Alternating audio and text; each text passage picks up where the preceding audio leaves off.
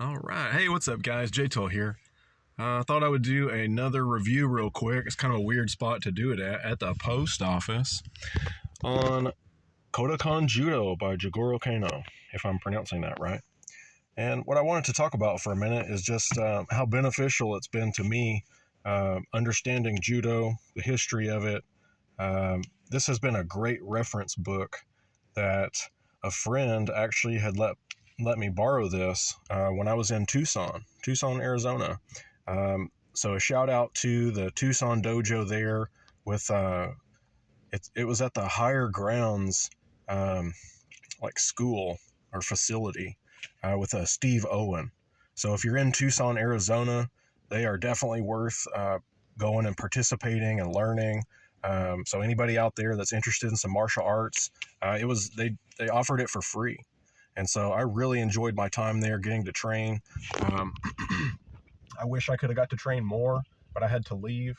And so I had this book that I brought with me, and I wanted to make sure and get it back to the right owner. So I'm going to be mailing this to a friend, make sure that he gets it back, and just set everything right for balance in the universe, so to speak. But anyhow, if you do train, resources like this, I just thought I would kind of show it for a second, can be really beneficial.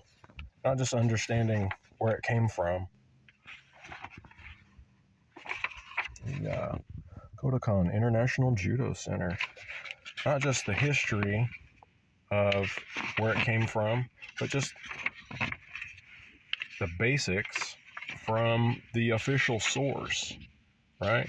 There is a lot, let's see, where's it at? How to get started, and the basic moves, the falls, the footwork, all these different techniques. I think that's where I got to was Ogoshi, large hip throw. I remember working that. I remember working Uchimata, a few others, foot sweeps, your footwork and balance and different things. So it's actually right down the street from Olive Church, especially if y'all are out there at Olive Church. Go check out the Tucson Dojo. But then a resource or a reference like this is actually really handy. I don't want to go through and just, show everything, I guess. This will be for one for you to buy and pick it up. But how valuable that a reference like this can be. Interestingly enough, I was talking with my son last night about this.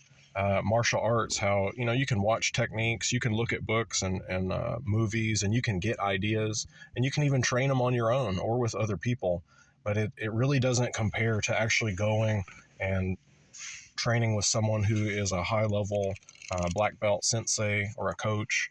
I really appreciated Mr. Owen out there for everything that we had got to talk about, and everything that he and all the other guys that I got to work with taught me and that I was able to learn. So God bless them and everybody out there.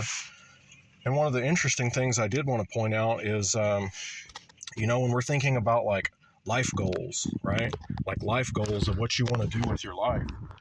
This is something so interesting to me. It's like you can even go to the Olympics for judo. There's all kinds of competitions that you can train in and compete and really test your skills. So it's not just theory, it's not just looking at a video or a book, but you go and sharpen and refine your skills and get the proper execution, and then you work it until it's muscle memory in the dojo. You go to competitions, you test it, you pressure test what you're working on, and you make sure that it works and you get the results out of it.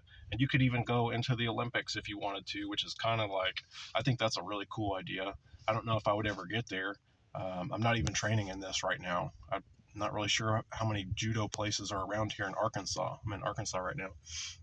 But perhaps one day, something like that might be on the bucket list. And if so, how cool would it be to go to Japan, to the international, center, and like train in Japan, not just in the States, but like to travel the world and go train in this kind of thing. So that's what I was going to point out here is, learn everything that you can where you are, and through the available methods, whether it's a book or whether it's, looking at the book and getting the official reference and then watching videos to help and then going to the dojo to iron out all those skills. But then it's like this would be another level of, going to Japan and actually getting to train. I think that would be so awesome. But that's just me. That's just, me personally. So if you're into judo or into martial arts and you're looking for a good practice, I would recommend judo. I would also recommend jujitsu. When I was training in Tucson, we mostly did stand-up. We did a little bit of groundwork. So you might have to find a jujitsu place that's separate, but how wonderful it is to have some kind of a self-defense technique and something that you have, like a workout that you enjoy and that you get something out of that's beneficial. And so I'm curious what your thoughts are.